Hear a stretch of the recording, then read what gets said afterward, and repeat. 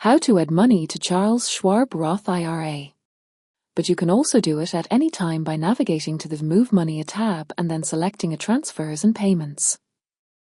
You have a few different options here.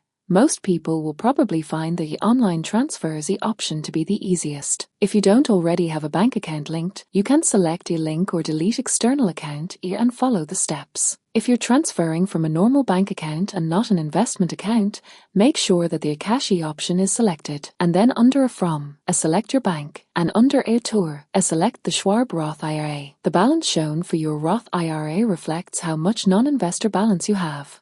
Of course, if this is your first contribution, that balance will read $0. Underneath, a section will appear asking you to choose which year you want to contribute money to.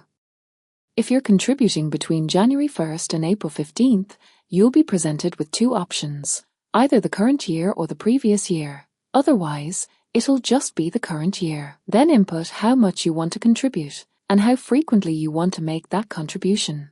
On the next page, review your transfer and then hit Submit. And that's it. Thanks for watching.